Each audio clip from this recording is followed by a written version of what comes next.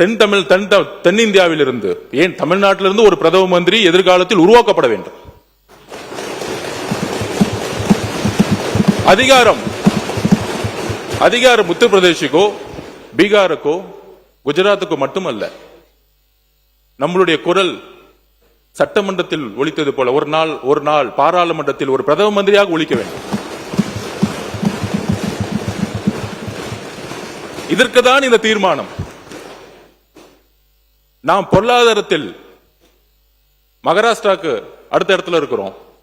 ஆனால் சட்டங்கள் பாராளுமன்றத்தில் நடக்கக்கூடிய அனைத்து சட்டங்கள் ஏன் தமிழ்நாட்டுக்கு எதிராக இருக்கிறது? ஏன்னா நம்மளுடைய குரல், நம்மளுடைய அதிகாரம் மக்கள் தொகையின் அடிப்படையில் இன்றைக்கு வரைக்கும் செயல்பட்டு இருக்கு. இதுதான் மிகப்பெரிய பிரச்சனை.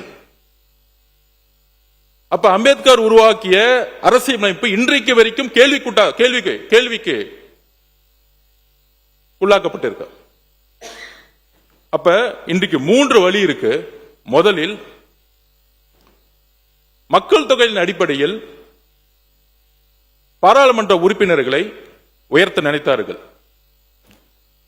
பாரத பிரதம மந்திரியாக இருந்த அம்மையார் இந்திரா காந்தி அம்மையார் அதை தடுத்து நிப்பாட்டினாங்க. அதற்கப்புறம் பிஜேபி அவர் சகோதரர்கள் சொல்லுகிறேன், உங்களுடைய பிரதமர் வாஜ்பாய் அவர்களும் தடுத்து நிப்பாட்டினார். அந்த ஜனநாயகத்தை நாங்கள் மதிக்கிறோம். இங்கு காங்கிரஸ் பிஜேபி என்பது அல்ல. இன்றைய தீர்மானம் காங்கிரஸ் பிஜேபி என்பது அல்ல. இந்த தீர்மானம் மாநில சுயாட்சியும் இந்திய ஒருமைப்பாட்டையும் நிலைநிறுத்துவதற்கு. நாளைக்கு காங்கிரஸ் பிரதம மந்திரி ஆகலாம், பிஜேபி பிரதம மந்திரி ஆகலாம். பிஜேபி இருக்கக்கூடிய சட்டமன்ற உறுப்பினர் அவர்களுக்கு உங்களுடைய வழியிலிருந்தே சொல்லுகிறேன், நீங்கள் எந்திரித்து குரல் கொடுக்கிறீர்கள். 234 பேர் அவையில் இருக்கக்கூடிய ஒருவர் நீங்கள் குரல் கொடுக்கிறீர்கள். உங்களுடைய குரல் எங்கும் கேட்கவில்லை. உங்களுடைய வழி அது.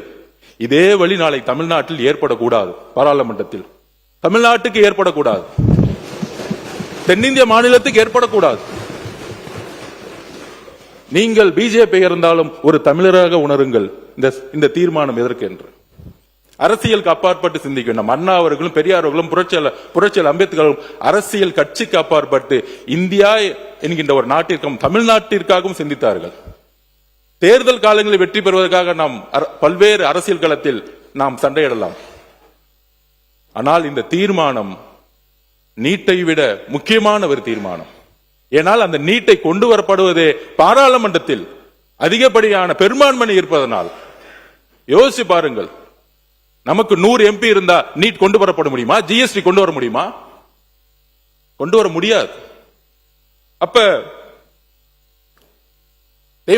தேமுதிகவுடைய சகோதரி சட்டமன்ற உறுப்பினர் ஆகட்டும், பிஜேபி இருக்கக்கூடிய சகோதரர் ஆகட்டும், பிஎம்கே சகோதரர் ஆகட்டும், பாராளுமன்ற